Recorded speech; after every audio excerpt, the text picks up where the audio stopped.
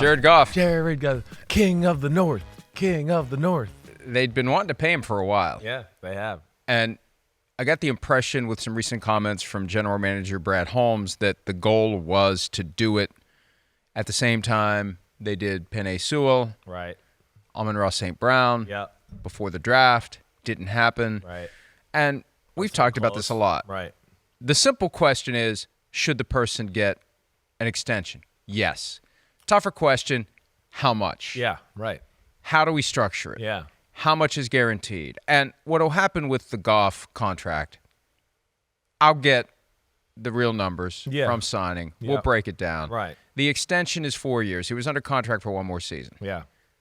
Apparently, and we have seen so much BS. Yeah, so much fugazi numbers and meaning and whatever else. And it becomes a when in Rome thing for the agents. I was telling you yesterday, I talked to an agent who represents one of these guys that had to deal with a lot of fugazi in it. And it's like, but the other guy at the same position did the same thing, and this one did the same thing. So I got to do the same thing. Trying to beat him, and I'm getting pressure from my player that he wants to beat him. And so I got to do the same thing. Right. So what we know so far, 4 years, $212 million. That's the extension over the 1 year that was left that was south of 30. So it's going to be a 5-year contract, and it's going to be somewhere in the 40s. The extension is $53 million in new money. That puts him between Justin Herbert, just a little bit above Justin Herbert, and behind Joe Burrow, which is surprising on one hand because I didn't think he would be in that cut. That hierarchy there. Yes, right. But the salary cap keeps going up and up and up, and that's the reality. And if they want to keep Jared Goff, who's still only 29 and will be back at the trough again, Jared Goff at the trough, didn't know it rhymed, but what the hell.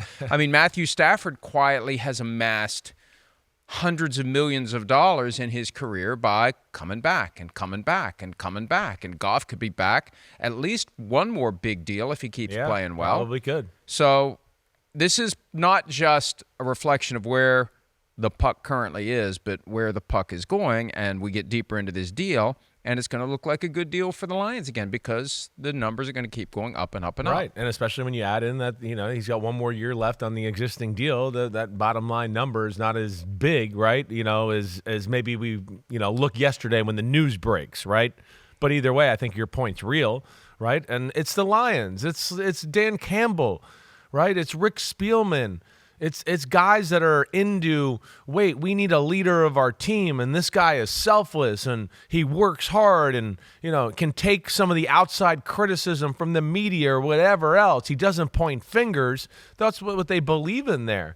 Dan Campbell, Brad Holmes, Rick Spielman, all of them. And Jared Goff embodies that, right? So he's done that. And as we always talk about, right, I mean, not everybody always feels like they got their guy. They seem pretty confident that they got their guy. They like everything that he brings to the table as a quarterback and a leader, right? Is he in the class of Burrow and Herbert and those guys you were talking about? No way, in my opinion. He's not. But damn, he's good, all right? And I'll say this, damn, did he make one of the bigger transformations I can ever say I've seen in football, really, about their career and their playing style in a short period of time. That's where I'll give him credit, right? You know me, when we and I first started working, it was Jared Goff. It was, another silver platter play from Sean McVay. Remember I used to call it that? Yeah, do all this. You throw it 3 yards, the guy runs 70, and they go, Jared Goff is 1 for 1 for 70 yards. And I'm like, so there's a lot of guys. There's high school kids that could do that. What's the big deal? Johnny Foxborough. Yeah, Johnny Foxborough, as Bill Belichick would say. But we know now that this guy's grown, and this trade changed him. And, it boxed him in the corner, put him in the corner or whatever, where he had to reevaluate himself, his play, how he throws the football, and he's transformed his game the last 2 years, and he deserves this. I'll give him a lot of credit for what he's done to his game to help Detroit out of the slumps there. One of the patterns, one of the themes that comes up from time to time, if you follow this sport closely, is that teams who have a guy who need a wake-up call, whether it's because of misbehavior or poor play, they would much rather it happen without the player having to change teams. Yes. It goes all the way back to Chris Carter. Right. When he was having off-the-field issues, Buddy Ryan notoriously said all he does is catch touchdowns. They cut him. The Vikings claimed him on waivers, and that gave him the wake-up call he needed. Jared Goff got the wake-up call when the Rams basically gave up a first-round pick to get his contract off the books. That's right. It wasn't just cut him. We couldn't cut him because he had significant guaranteed money. Right. So we cut him. No, we put him into the Matthew Stafford trade, and instead of giving up a 1 and a 3 for Matthew Stafford, we give up 2 1s and a 3 to flip Goff for Stafford. And that was, and remember, like, the Commanders were upset. It sparked next year. They called every team, including the Chiefs, to see if their starting quarterback was available. Well, there was a lot of teams that were... Because they're like, hey, we'd have been in on Matthew Stafford. They wanted to get in. They found out too late. 49ers, right, we had heard about. Right. There's a lot of teams. But this was a kind of an inside job. Brad Holmes had just left the Rams. This worked out perfectly. It gave them a way to unload Goff. Right.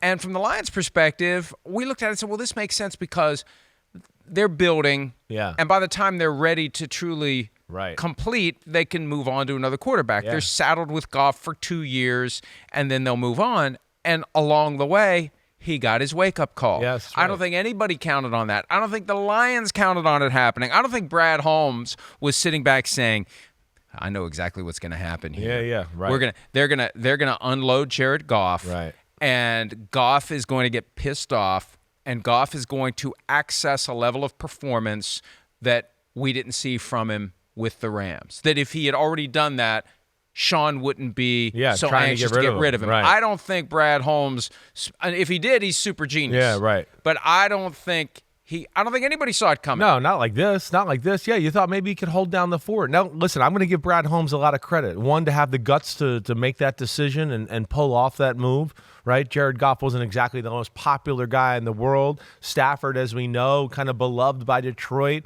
major talent, just was on these bad teams. You know, maybe Brad Holmes knew, hey, the McVay Goff, environment wasn't doing any good for Goff. Maybe he saw something there in the environment that he thought. I don't know what it is, but I do think, like, to your point, that is one of the reasons of the big contract too, right? We always talk about, hey, agents want to show what they did, or GMs want to show the move they make. This was the crowning move to get where the Lions are today, as we're talking about them in the Super Bowl window. The move to get Jared Goff and do that and not have to waste big-time resources on, maybe paying another quarterback at the time to allow them to build their football team and get it where it is now.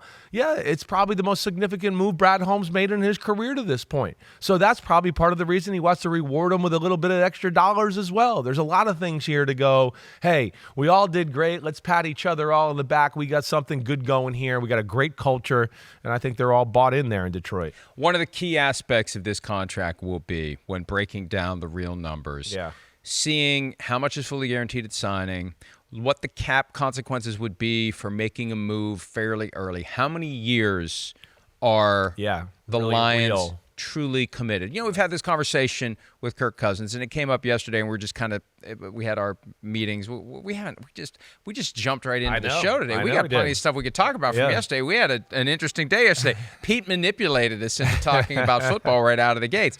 But what was I going to say? Oh, with Kirk Cousins, like, how long are the Falcons really tied to this? Well, if they would cut him, as a practical matter, 2 years. Trade him 1 year. Yeah. In theory, they could trade him this year after June 1, and it's no different than trading him next year. But the Lions with Goff, that's going to be the key. When you see the actual structure, when you can see what the consequence would be, we see how much of this. Like, we know when the Browns got Deshaun Watson, 5 years, fully guaranteed, they're stuck. Yeah.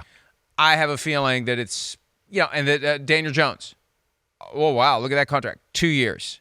After that, done. So is it 2 or is it 3? That's the real question for me with Goff and the Lions. As a practical matter, are the Lions accepting this for 2? Because they have Hendon Hooker kind of in the wings. Yeah, is it 2 years with Goff? Right. Or is it 3 years guaranteed with Goff? Yeah, I mean, I'd be interested to see what it is too. I would. I would think this would be. I want to tend to believe this will be 3. I do. Or either way, it's a solid 2 with, the fact that, hey, we're happy if he's here for 3 or 4 and we continue on this course that we're on right now, the Detroit Lions, and playing football and so relevant in football and the league and everything they got there. I think it's a contract here where It doesn't feel like they're doing one to go, wait, we're going to make them happy, but we're going to save ourselves on the back end here. I guess that's where I would feel that they're pretty comfortable with Jared Goff and what they've seen to this point and what he is for their football team. That's, I guess, is what my point is there. And it'd be interesting to see. I want to see the numbers too. But, I think, again, it goes back into the guy, the player, what he's done. Damn, the trade itself, right? You unpack what they got from that trade to get Jared Goff as their quarterback, not only to get him and go, hey, wait, we got our franchise quarterback, but they built their team around it because the Rams were so desperate and ready to move on from Jared Goff. I mean, there's just been so much good that's come along with that. It's pretty amazing. Hi, it's Mike Florio. Thanks for watching PFT on YouTube. Hit subscribe for the latest news and analysis from Pro Football Talk.